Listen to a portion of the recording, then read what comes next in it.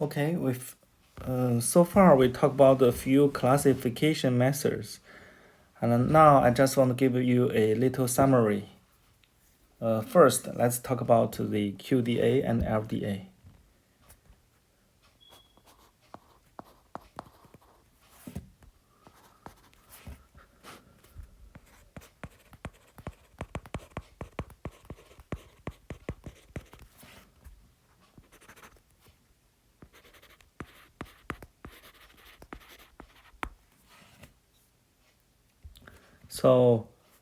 So first, the QDA. What's the difference between QDA and LDA?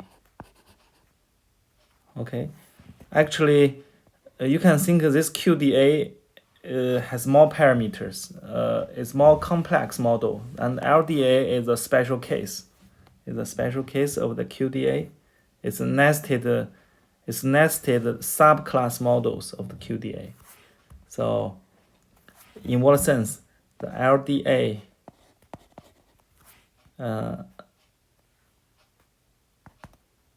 so for let me maybe write down here.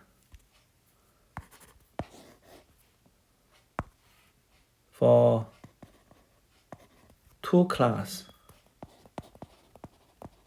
problem, okay, LDA has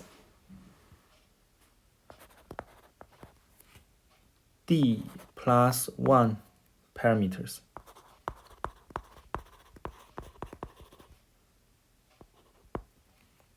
For example, so we have D parameter is omega, alpha is a scalar. So we have in this omega we have the D elements, right? We have 1 elements in alpha. So we have the D plus 1 elements in the parameter space. And for the QDA, because we have quadratic forms, we have more parameters. Actually, if you can count, just the general QDA has D plus 3 over 2 plus 1 parameters. So this has much more the QDA has much more parameters than the LDA. In one sense, it's more flexible, but it could be overfitting. Okay, so in other words, if you apply the LDA and QDA, you want to pay attention to that LDA more likely to underfitting.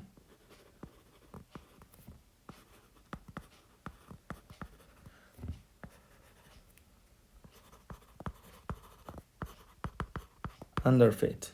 Okay, QDA more likely to overfit.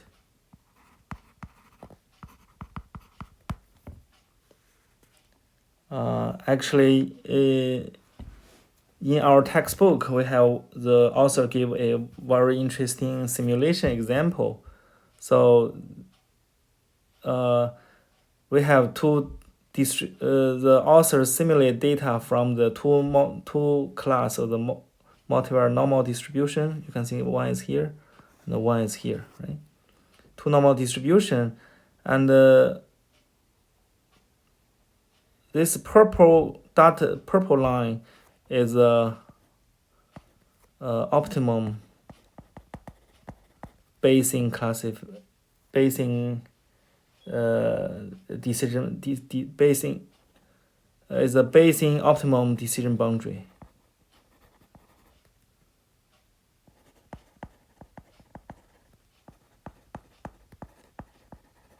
Okay, you can think because this is simulation, we can choose what our decision boundary is. Okay, so in this case, the data is simulated from two normal distribution with the same variance. So therefore, the decision boundary the true decision boundary is a purple straight line. But if we can fit the both linear discriminant analysis and quadratic analysis, even the true function is linear, decision boundary is linear, but the QDA gives this quadratic format. So this indicates QDA is overfitting, right?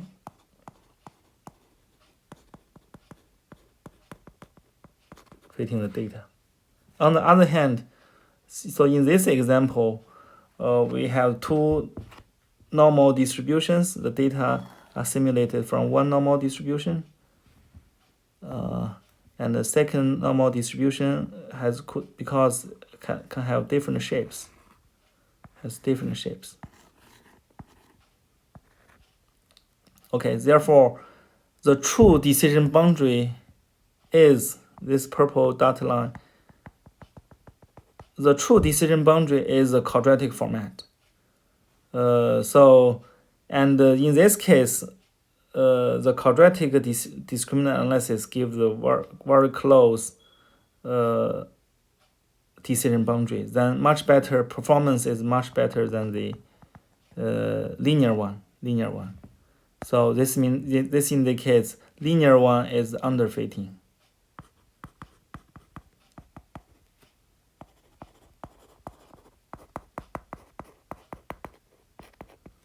Under linear fitting, okay. And these are just the two models. Keep in mind that the QDA, even though it has more parameters, it does not find the true classifier.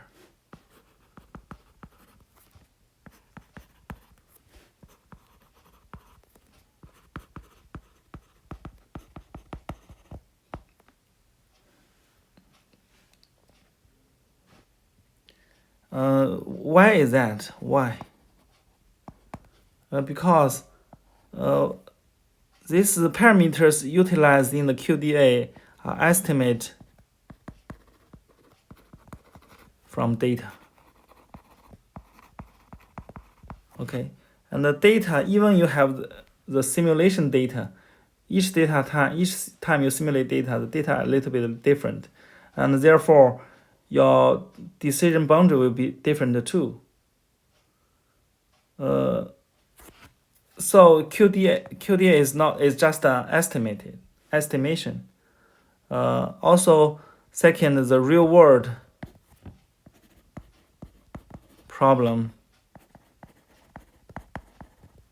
rarely perfect normal.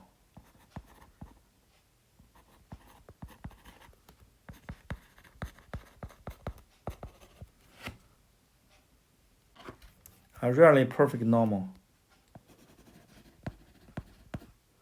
So, which is assumptions for our both LDA and QDA.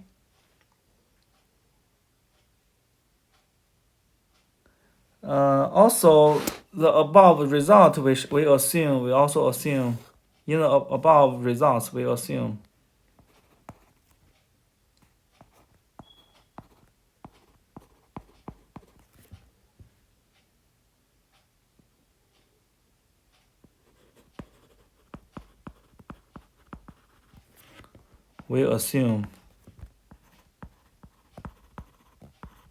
symmetric loss function.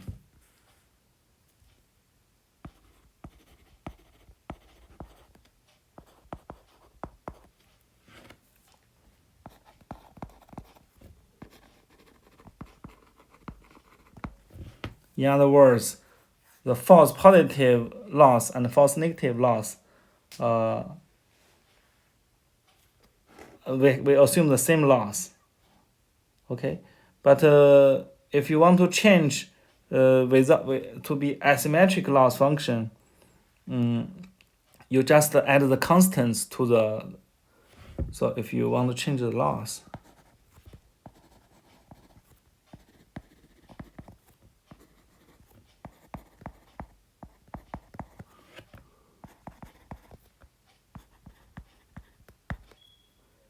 you need to adjust the discriminant functions.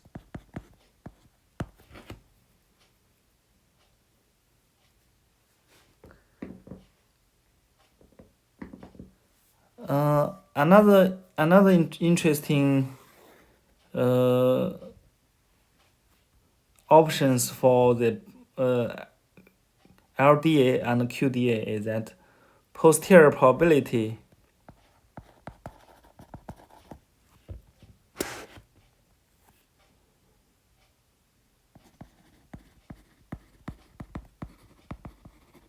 can be used as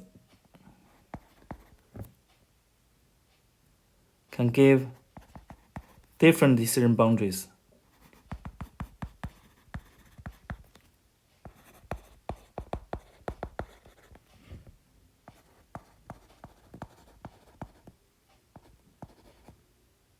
For example, in the example here, we just use the, if you look carefully here, we use 50%, we use the 0.5 probability, posterior probability as a decision boundary. We can actually using different probabilities, for example, 20%, or even 10% as our decision boundaries, right? So if we use different probability as a decision boundaries, what's that mean? Okay. So choosing ISO values in posterior probability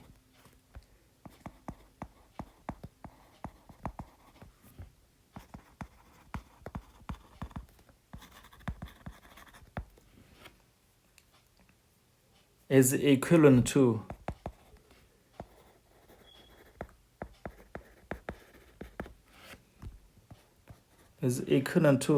choosing the asymmetric loss. Here we just use a P. For example, we choose 0.1 probability or 0.2 probability as our decision boundary. So this is like choosing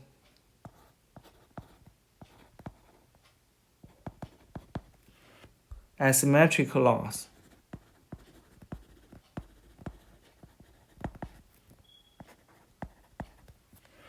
P for false positive.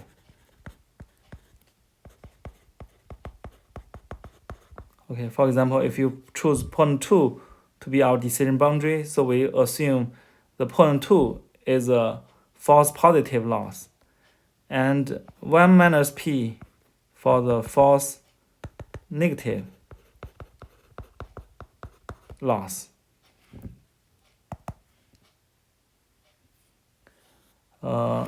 Another interpretation here is even you assume the equal symmetric loss, you're changing the decision boundary using the posterior probability is like you're choosing different prior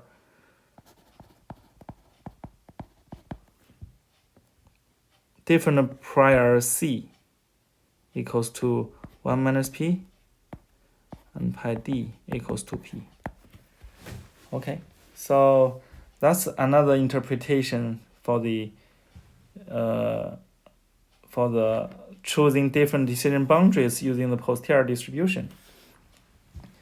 Actually, the LDA and QDA are the best methods in practice for many applications.